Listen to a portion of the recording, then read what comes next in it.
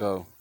Okay, a lot of people have been wanting me to do a tail docking video because, I don't know, a lot of people see my tails and they're like, what vet did you take to do this? You know, and, I just don't see any point in paying a vet to do something that's real simple. And I picked this pup in particular because, you know, a lot of people got it in their head, oh, you just cut the tail off because you think it looks better. But this is a case where, see how this pup's tail curls under the butthole? I mean, if I let this go, you know, this pup's going to have a poor quality of life because it's not going to be able to stay clean. It's going to have problems, you know. So we're going to go ahead and dock the tail because it does kink back up under the tail.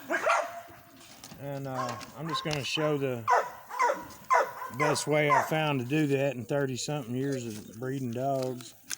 I've tried the banding, which 90% of people do, and it's horrible. It's a long, slow process, and it's nasty. So we're just going to take the pup. This pup is 5 days old. That's another thing I want to say.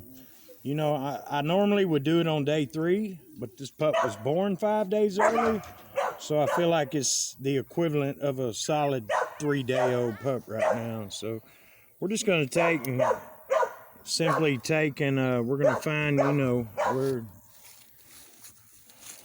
I like to go on these bulldogs, you know, 3 vertebrae. You know, experience tells me where it's at, but I mean, you can dig around and feel them in there and just take and you know, hold on. Yeah, he's putting up a fight now. They hate to be held down worse than they hate their tail to be cut off. But we're just gonna take and just, well, yeah. Take that and cut that off. See, it didn't bother him much. I mean, he squalled because I'm holding him down. He didn't squall because I cut his tail off. It's not bothering him at all. I'm going to take this dissolvable suture here. You can buy it at any vet supply store. And take the end right here. And we're going to shoot for like halfway from the middle to the side. On both sides of the middle, if that makes sense. And close this hole up to where, hey, can you put a hand on that? Yeah, there you go. It helps to have a great assistant like Michael Medina here from Working Line Canine TV.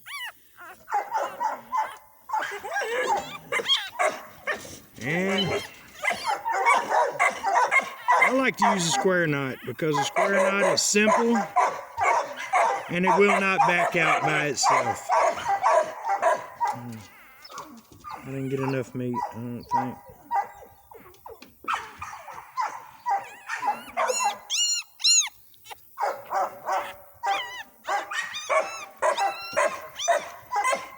Pissed. Let me get blood on it. It gets a little slick sometimes.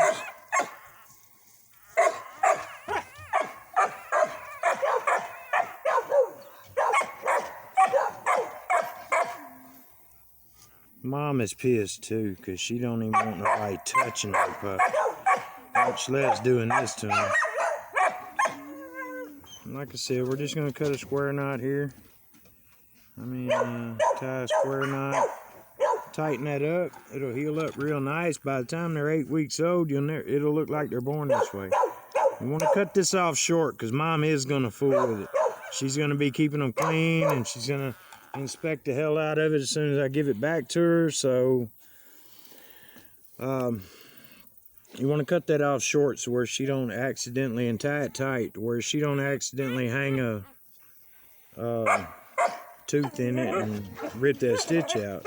But these stitches are not critical. These stitches are not going to keep the dog from bleeding to death or none of that. You see it's not bleeding anyway. Some do, some don't. But it's not going to bleed enough to nothing. These stitches are really to help the hair grow back on the end of that nub.